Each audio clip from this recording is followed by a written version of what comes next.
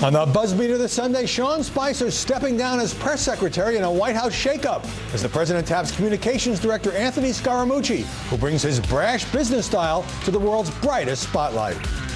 So I see the cameras are back. Will you commit now to holding regular on-camera briefings, sir? If she supplies hair and makeup, I will consider it. Okay, but I need a lot of hair and makeup, John. Okay, but I don't know, maybe. But can Scaramucci really change the hostile relationship between the president and the press? Donald Trump going after his own attorney general for bowing out of the Russia probe and doing it on the record with reporters for the New York Times. Sessions gets the job. Right after he gets the job, he recuses himself. Was that a mistake? Well, Sessions should have never recused himself. And if he was going to recuse himself, he should have told me before he took the job, and I would have picked somebody else. I don't understand why dumping on Senator Sessions tonight makes sense, because he has been a pretty good attorney general. The president criticizes his attorney general, Jeff Sessions, in such a way that in normal times, we would expect an official criticized this way by the president to resign before the evening is over. We have one of the biggest investigations that the Justice Department has conducted since Watergate being run by somebody who was not appointed by the President of the United States. So that's President Trump's frustration, and I understand that. How can Jeff Sessions go back to work tomorrow? How can he do that? How can he walk into the Justice Department? Why would Trump share this with the newspaper he often attacks? And are the media painting him as going to war against Robert Mueller? The press goes haywire over a report that the president and Vladimir Putin had a super secret meeting at the G20 summit. But how can the conversation be portrayed as potentially sinister when it was in full view of other world leaders and their spouses? Plus, I'm no danger to pull a gun on anybody. Nobody's ever accused me of pulling any weapon on them. What?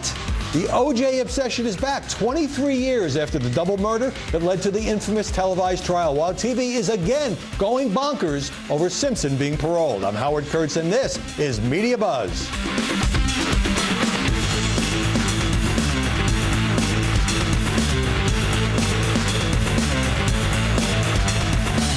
It's been a rocky 6 months for Sean Spicer, who resigned Friday after the president decided to bring in Anthony Scaramucci and put him in charge of communication strategy.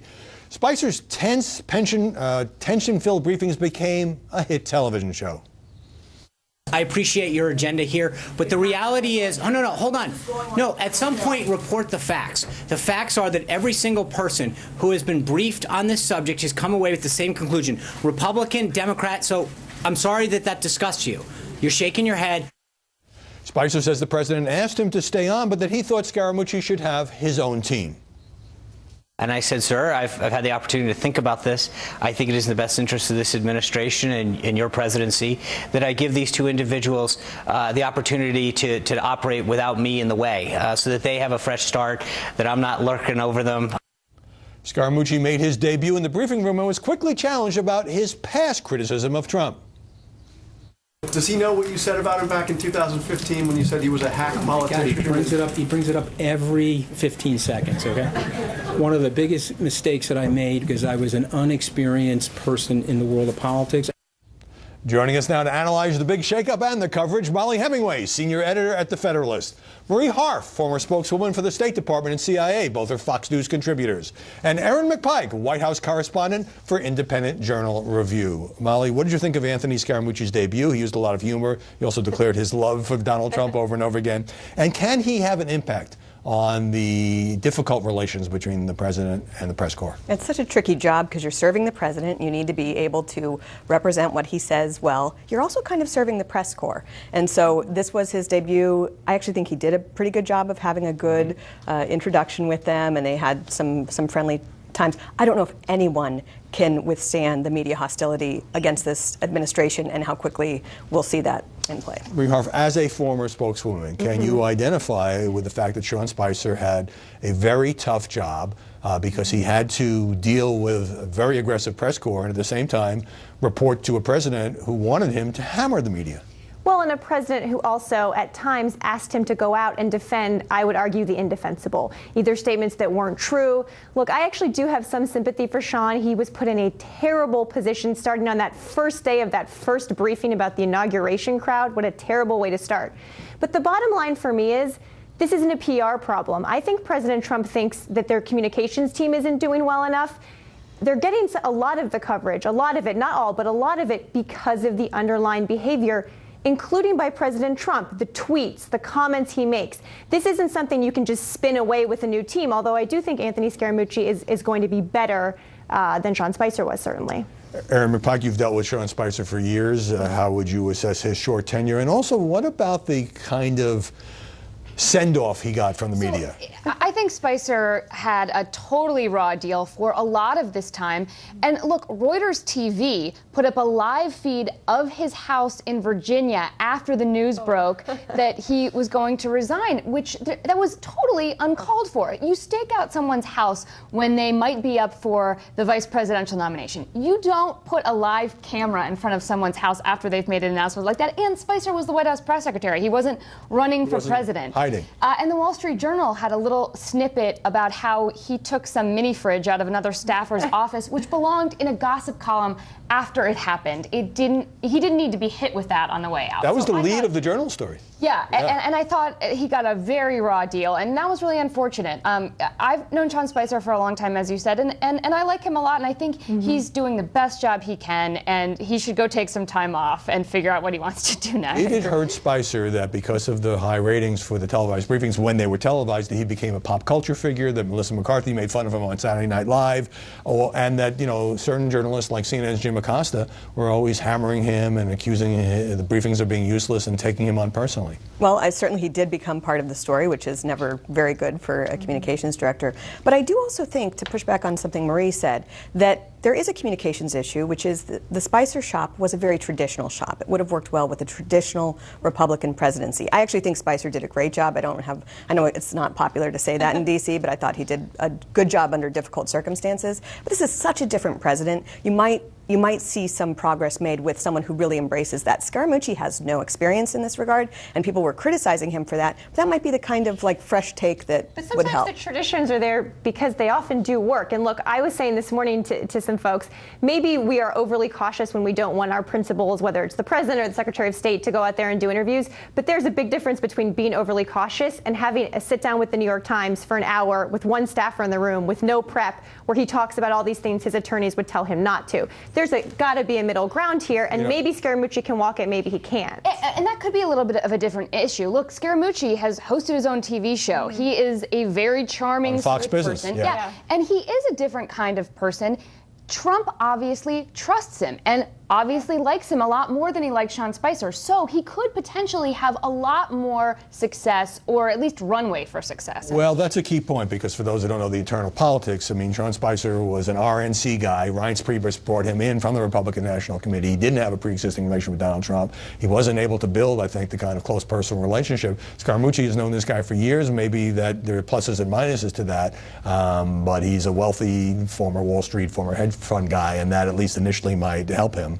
You want to jump in? Well, one of the things that was interesting, too, is people kept pointing out that Scaramucci had liberal points of view. I think what they're missing there, in the past, Donald Trump had liberal points of view, too. Attitudinally, they're more of a match. They kind of have fun as they attack the media. And Spicer, I'm not sure how much fun he was having as he was attacking the media. And that's an actual... He was having that much fun. Let me... he can now spend more time with his family, which, is not just a cliche. All right, let me move to this New York Times interview. And Molly, this was not fake news. This is Donald Trump on the record sitting down with these 3 Times reporters saying he wouldn't have appointed Jeff Sessions as Attorney General if he knew he was going to recuse himself in the Russian investigation.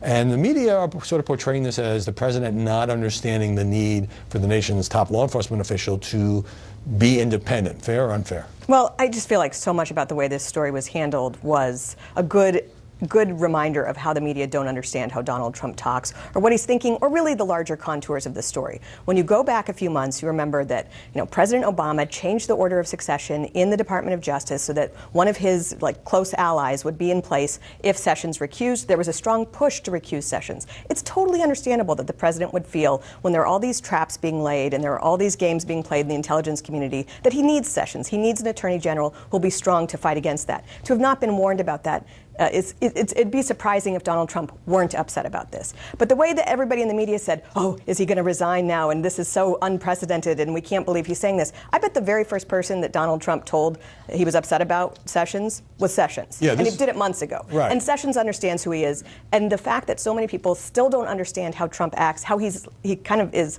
letting us know all his interior thoughts all the time, which I'm not saying is a good media strategy. Yeah. That's just who he is. In fairness to the Attorney General, I don't know that he had much choice but to resign because he was a part of the campaign. The campaign's conduct with Russia, whether these allegations are real or not, was under scrutiny. There are rules about this at the DOJ. No, he absolutely had a choice to resign. And when you look at the previous administration, to recuse. But the problem was he wasn't honest about those contacts in his confirmation hearing. That was so silly. I mean, you had a previous Attorney General who was held in contempt of Congress and referred for criminal prosecution, and he never recused. It is. When you see in this media environment, you have to stay strong. And when you have a Department of Justice that's not staying strong against At the very least, I'm saying there was a strong case for him to make that decision. Yeah. So the defense I'm seeing in the media is, well, look, Donald Trump wasn't trying to push him out or force him to resign. He was venting. He's been angry, and this is his style, as Molly says, and he was letting the New York Times and the world know it. She's right that that's his style, but the other thing that's true is that this is a style we have never seen before in a president, and I think his supporters would say the same thing. That's why people voted for him. Yeah.